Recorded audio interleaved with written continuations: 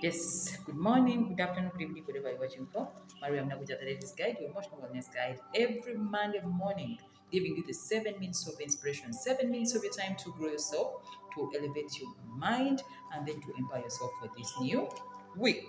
Don't forget that man is a total sum of the books you read and the company of the people you keep.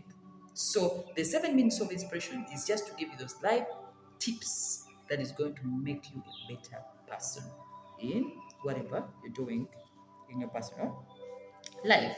Previously, we've been talking about letting go of old friendships, renewing the database of your life. The people you need to keep can determine where you're going. So, being stuck in life may be as a result of the company of people you keep. But today, we are looking at let your fingers do the talking. Let your fingers do the talking. You see, in life, each one of you faces what we call emotional turbulence, where people have a lot of things running in their minds. The brain is clogged with a lot of information, and you think you're having a lot of problems, yet actually, you may not even be having the problems. What you think that is your problem may not be actually the trigger of why you're being confused, of why you're feeling that emotional kind of turbulence. So when we talk about let your fingers do the talking, we mean if you're feeling that you're having many things running in your head, your brain is cluttered with a lot of information, you don't know the exact reason as to why you're feeling the way you're feeling, you're having the problems that you're having, you can't point exactly to what the issue is. We request you to keep what they call a journal. Let your fingers do the talking. We understand in psychology that whatever you're thinking in the head may not be the actual reality until when you get a pen and paper. The mind and the hands are interconnected. The fingers have the brain of its own. When you're writing down your feelings, it may amaze you that actually what you thought was a problem wasn't. The brain is thinking something else, the hand is writing something else. The hand is always right in psychology. So, if you're facing emotional turbulence, we need you to try this technique of try writing down what you're thinking. Write your feelings. If you're having this, that, they have to come to an end and then you feel many things are running in your head, get a notebook, get a journal, get a place where you write your thoughts. Then you're going to be amazed that as you're writing down, what the brain is thinking and what the hand is writing is they're totally two different things, which means you are not thinking right. So stop talking, stop thinking, let the hands do the talking. And how can you go about this? Most of the time, when you find yourself thinking a lot of things, you're thinking work, you're thinking family, you're thinking money, you're thinking investments, you're thinking about future, you're thinking about past, you're thinking about disappointments, betrayals, etc., etc. The brain gets into a mode. It stops thinking.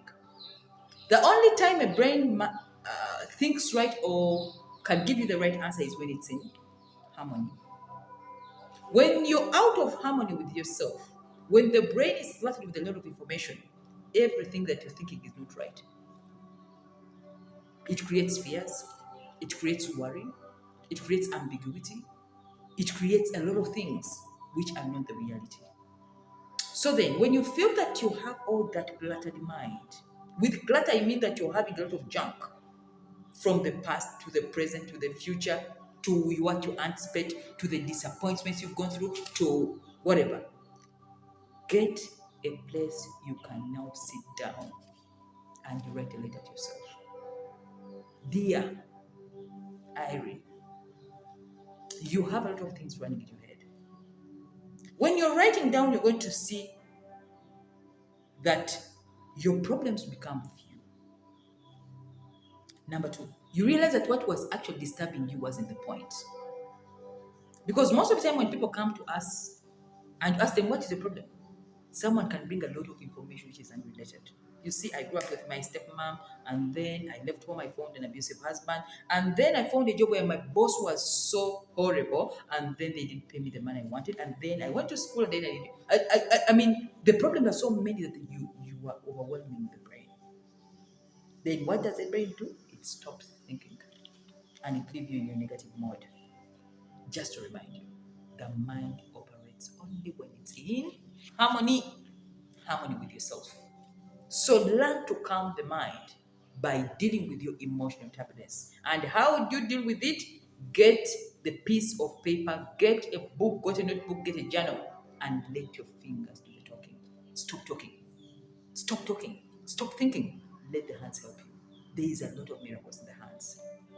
There is a lot of miracles you'll find in the hands if you start using it to decipher what is actually running in your head.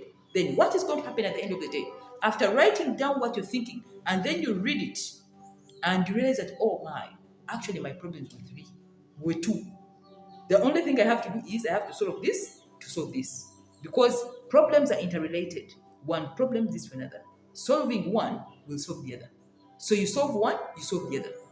So after writing the journal, I bring it to your attention. You'll be amazed that you have very few problems. And the brain actually, you were the one with the problem. You were cluttered.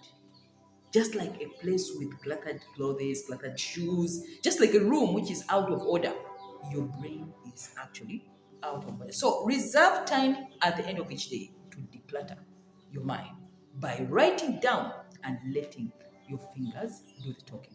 Stop talking. Stop explaining your problems. Stop talking. Even in prayer, stop verbalizing. Let the fingers do the talking, and you're going to enjoy your three things. One, I've told you the problems are going to become few. Two, you're going to see the particular problems is disturbing you. Three, now you're going to deal with the right set of information to solve the problem. Isn't that amazing? That is the only way to overcome emotional turbulence, by letting your fingers do the talking. See you again next week.